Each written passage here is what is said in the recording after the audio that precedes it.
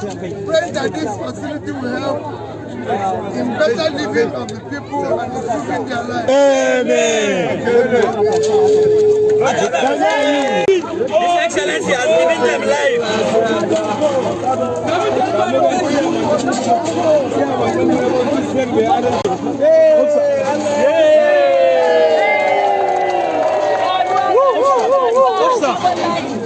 MashaAllah. Yes.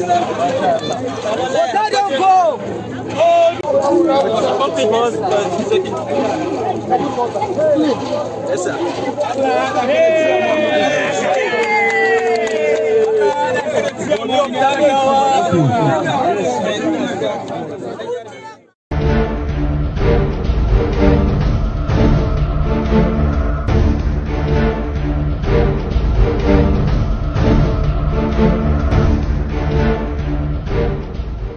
Breaking news bulletin on Majestic TV. Welcome to Majestic TV, where we bring you the latest updates from around the world. Today, we turn our focus to Nigeria, where significant events are unfolding. Stay tuned as we bring you the breaking news happening in Nigeria today.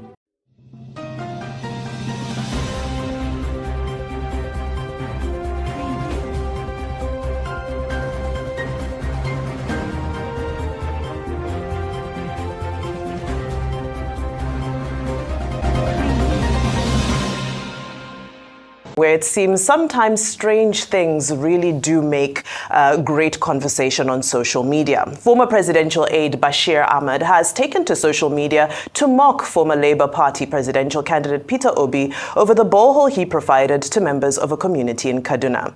Posting a photo of the borehole on his X handle, Bashir wrote, "Wow, this looks very presidential.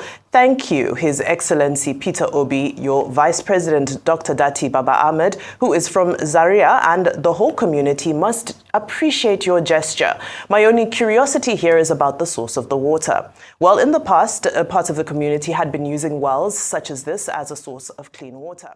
The recent politicization of Mr. Peter Obi's philanthropic efforts highlights a disturbing trend where acts of kindness are overshadowed by political agendas.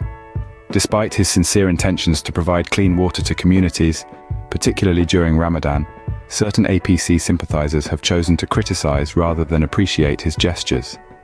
This unfortunate turn of events illustrates the prevalence of ideological divisions in politics, where even humanitarian initiatives become fodder for political battles. What's even more concerning is the participation of individuals who seem to suffer from a collective Stockholm syndrome, blindly supporting actions that run counter to their own interests.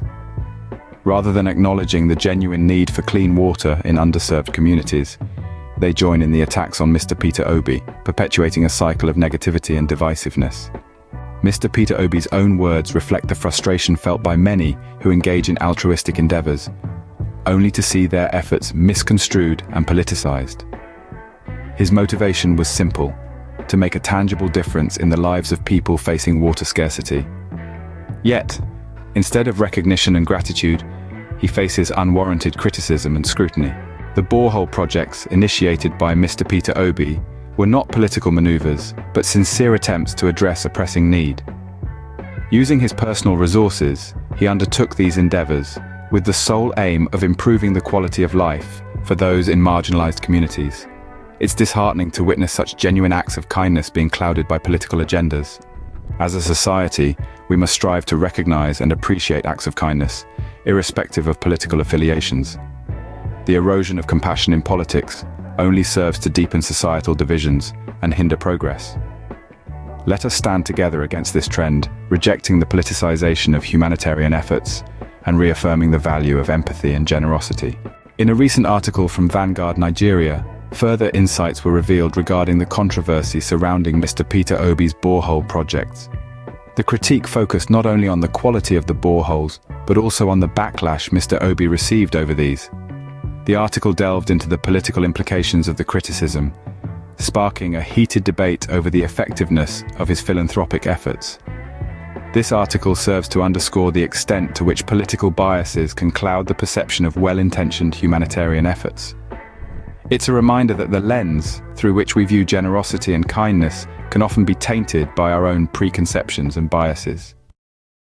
A man decides to express generosity from his own personal funds to a community in need, and that need is met, then I think it's quite interesting for someone to criticize that move because it's not up to his own personal standards.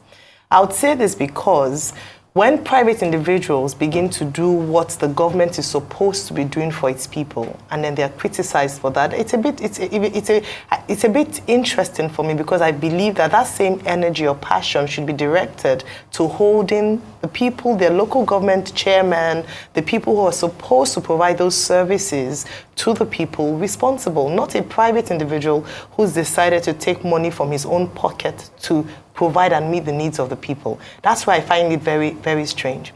I think and I believe that the focus should be more on how we can improve services for people living in rural areas. We've seen one too many of these boreholes, which come in very handy for these people, to be very honest. Because usually a needs assessment is done as to what the community requires, and that's what prompts an individual or a philanthropist to go into that environment to then open up or launch or sink a borehole. So I think it's very curious that a man decides out of his personal pocket, irrespective of his status in society, to donate to a community, and you're criticizing the fact that, oh, he should have been more from his own personal pocket.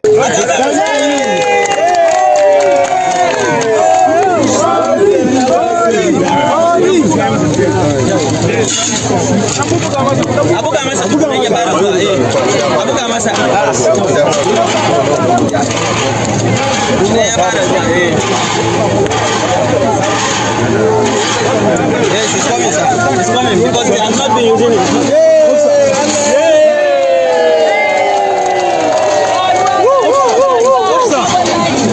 MashaAllah.